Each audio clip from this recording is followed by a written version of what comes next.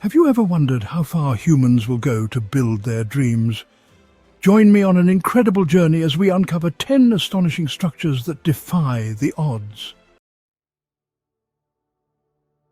Our journey begins in the arid landscapes of what is now Colorado, in North America. Here, etched into the immense sandstone cliffs, lies a city seemingly born from the rock itself. This is Mesa Verde, the legacy of the ancestral Pueblo people who inhabited these canyons over 700 years ago. For centuries they lived and farmed on the flat tops of the mesas, but then, for reasons still debated by historians, they moved. They descended into the great, arching alcoves of the cliffs, undertaking a monumental feat of construction. Using nothing more than stone tools and their profound understanding of the natural environment, they quarried sandstone blocks directly from the canyon walls. Each block was shaped and fitted with meticulous care. They constructed over 600 dwellings within these natural shelters, the most famous of which is the Cliff Palace. It is not a palace in the royal sense, but a bustling multi-storied complex of over 150 rooms. Yet, after less than a century of living in these magnificent cliff dwellings, the Pueblo people left. By the year 1300, the entire region was abandoned. Mesa Verde stands as a profound statement of human adaptability and architectural genius.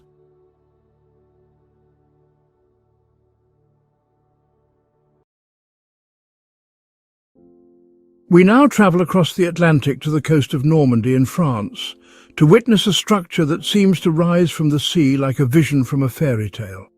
This is Mont-Saint-Michel, a medieval abbey perched atop a formidable granite island.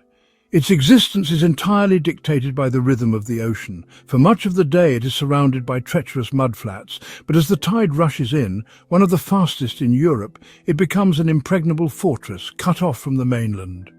This dramatic transformation has defined its history and its very construction. The story of the abbey begins in the 8th century, with a bishop who claimed to have been visited by the archangel Michael. What began as a small oratory grew over the next 1,000 years into a monumental complex. Each generation of builders faced the same immense challenge: how to construct a holy sanctuary on a conical rock besieged by the sea. The architecture itself is a marvel of medieval engineering. To create level ground on the steep slopes, the builders constructed massive crypts and supporting walls, effectively creating a platform upon which the grander structures could be built. Below it, a labyrinth of halls, cloisters and chambers cascades down the rock, each part ingeniously fitted into the next. The great halls, with their vast vaulted ceilings, were designed to host kings and pilgrims. For centuries, Mont-Saint-Michel was a major pilgrimage site, a beacon of learning, and a formidable stronghold that was never conquered by force. A place where the spiritual and the natural worlds collide in the most dramatic fashion imaginable.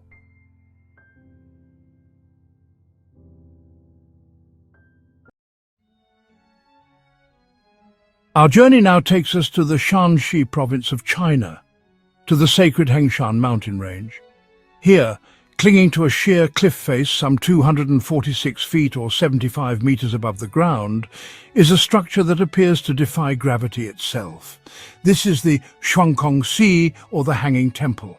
For over 1,500 years, this intricate complex of wooden halls and pavilions has weathered storms, earthquakes, and the simple, relentless pull of the earth. To stand on its narrow walkways is to feel a sense of profound vertigo and absolute wonder at the audacity of its creators. Built during the late Northern Wei dynasty, the temple is a unique testament to religious harmony. Containing elements of Buddhism, Taoism and Confucianism within its walls, the builders, led by a single monk named Liao Ran, chose this extraordinary location for very practical reasons. The cliff's overhang protects the wooden structure from rain and snow, as well as from the damaging effects of direct sunlight.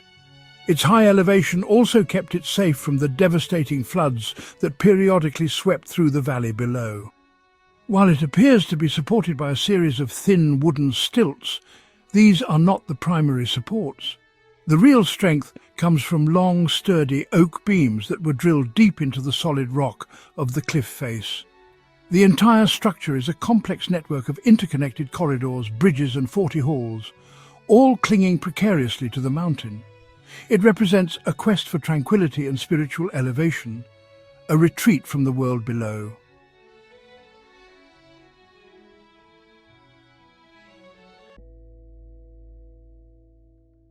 We now venture high into the Andes Mountains of Peru, to a place that was hidden from the outside world for centuries. Perched on a remote mountain ridge, at an altitude of nearly 8,200 feet or 2,500 meters, is the legendary city of Machu Picchu. This is the most iconic symbol of the Inca Empire, a civilization that possessed no written language, no iron tools, and no wheels, yet managed to create a breathtaking city of stone in one of the most inaccessible locations on Earth. The Incas were masters of their environment. They did not build upon the mountain. They integrated their city into its very fabric. The site was chosen with incredible care, nestled between two sacred peaks and overlooking the winding Urubamba River. To create a stable foundation on the steep, unstable slopes, they constructed over 700 agricultural terraces. These were not merely for growing crops like maize and potatoes. They were a sophisticated system of retaining walls that prevented erosion and landslides. The stonework of Machu Picchu is legendary. Using a technique called ashlar masonry, the Incas cut granite blocks so precisely that they fit together without the need for mortar. In some of the finest walls, not even a knife blade can be inserted between the stones.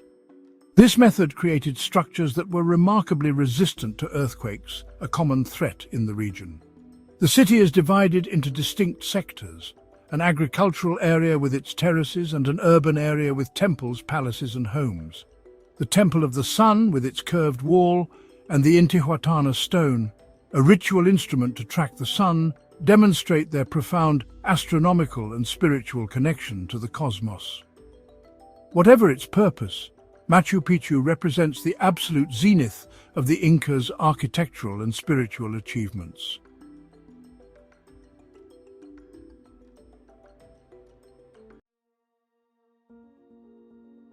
From the grand scale of ancient empires, we travel to modern-day Serbia, to the middle of the powerful Drina River. Here, balanced on a solitary rock, sits a single tiny house. It is a surreal and captivating sight.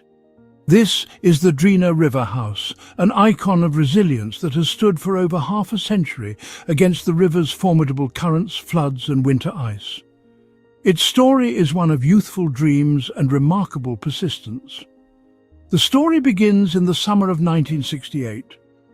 A group of young swimmers regularly used the rock in the middle of the river as a resting spot. Lying on the jagged surface was uncomfortable, so they decided to make it more hospitable. They began by bringing broken boards from a nearby demolished shed, creating a simple platform to lie on. As time went on, they sought more comfort and shelter from the sun, and the idea of building a proper house was born. It was an ambition that seemed utterly at odds with the power of the river. The construction was a true labor of love and community effort. The materials had to be transported by boat and kayak, or sometimes floated down the river and carefully caught as they passed the rock. The heavier pieces were lifted out of the water using ropes and sheer manpower. They built a simple one-room shelter with wooden walls and a sturdy roof. Over the decades, the house has been destroyed and rebuilt at least 7 times by devastating floods. Each time the river has claimed it, the original builders, now older, along with a new generation of volunteers, have returned.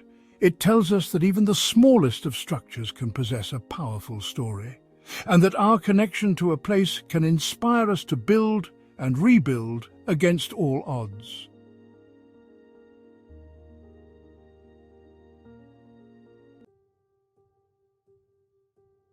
Our journey takes us now to the plains of Thessaly in central Greece, where a truly astonishing landscape unfolds. Here, colossal pillars of sandstone, sculpted by millions of years of wind and water, rise vertically towards the sky. They look like giant petrified sentinels guarding the land, and perched precariously atop these natural towers are the monasteries of Meteora. The name itself means suspended in the air. Beginning in the 11th century, hermit monks sought refuge in the small caves and fissures of these rock pillars, seeking spiritual isolation and a closer connection to God. By the 14th century, as political instability threatened the region, they began the Herculean task of constructing entire monastic communities on the very tops of these pillars.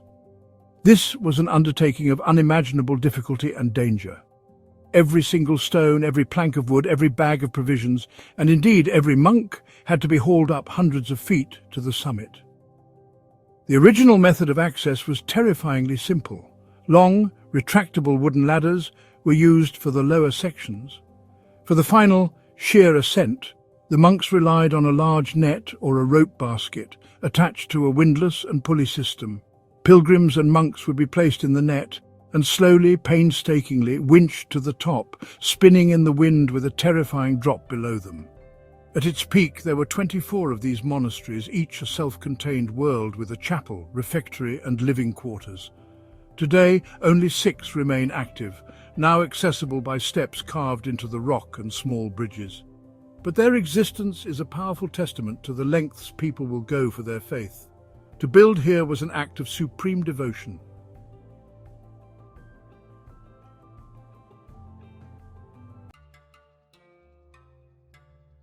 We now travel to Thailand, to a place where the structure is not defined by height or isolation, but by its extraordinary relationship with time and motion.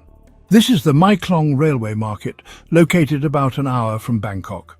At first glance, it appears to be a typical bustling Thai market. But you know, this market is built in a place no sane planner would ever choose, directly on top of a fully operational railway line. The market existed long before the railway was built through it in 1905. Faced with eviction, the vendors refused to move. A unique and precarious compromise was reached, one that has been playing out several times a day, every day, for over a century. The structure here is not static, it is kinetic. The stalls are designed with retractable awnings and wheels, allowing them to be moved at a moment's notice. The vendors have an almost psychic connection to the train's schedule. Moments before the train is due, a warning siren echoes through the market. This triggers a flurry of controlled, graceful activity. The vendors, with unhurried precision, begin to pull back their awnings, and within a minute, the bustling marketplace has created a clear corridor for the steel giant that is about to pass through. Then, the train arrives. It moves slowly, its wheels passing mere inches from the neatly arranged baskets of vegetables and trays of fish left on the ground. It is a surreal spectacle of immense mechanical power meeting delicate, everyday life. As soon as the last carriage has passed, the vendors, without missing a beat, push their awnings back out, replace their goods, and the market instantly springs back to life as if nothing had happened.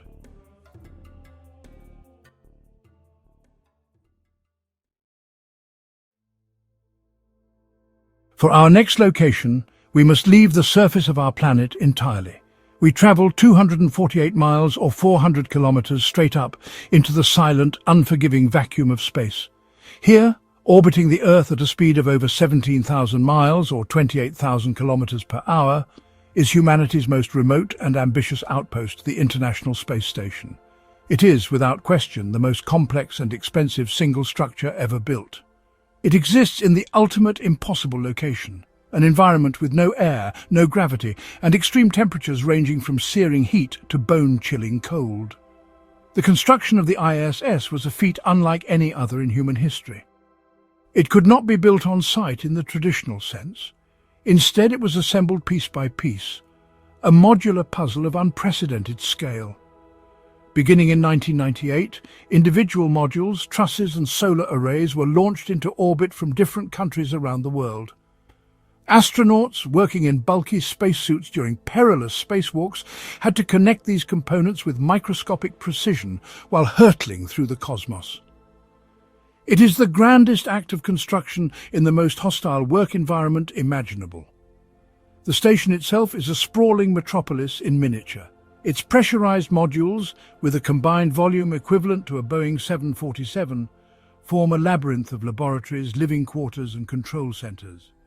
It is a self-contained world, generating its own power from vast solar arrays that span the area of a football field. It recycles nearly all of its air and water, a critical necessity when every drop must be launched from Earth at enormous expense. For over 2 decades, it has been continuously inhabited, a constant human presence beyond our world. More than just a technological marvel, the ISS represents an extraordinary act of global cooperation.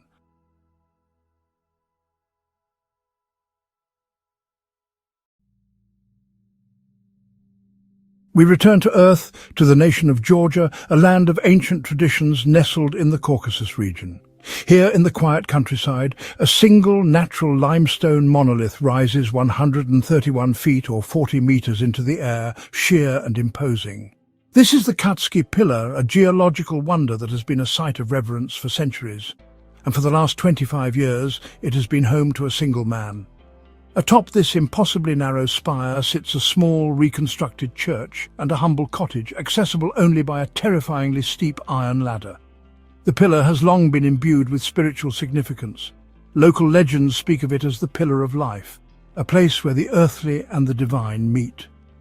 Evidence suggests that a stylite, an early Christian ascetic who lived on a pillar, inhabited the top as early as the 6th century.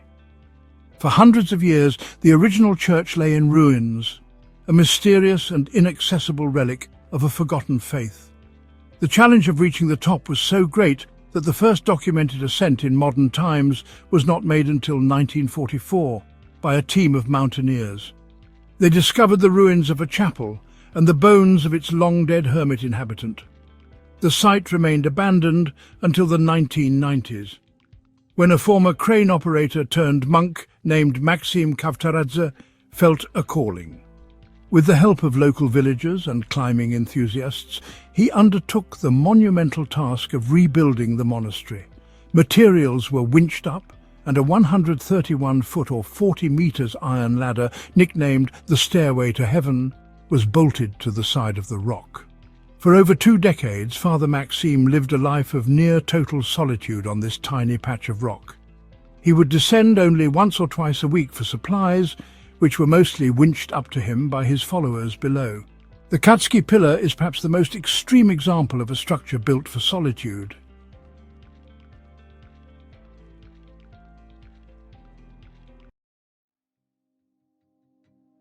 For our final destination, we journey to the wild, windswept coast of Iceland, to a place shrouded in mystery and folklore. We find ourselves looking at a single white house sitting alone in a lush green meadow on the remote, uninhabited island of Ellidaey. Part of the Westman Islands archipelago, Ellidaey is surrounded by the churning, frigid waters of the North Atlantic. The island was once inhabited. For nearly 200 years, a handful of families lived here, surviving on fishing, raising cattle, and hunting the puffins that nest on the island's cliffs. Life was incredibly harsh and isolated.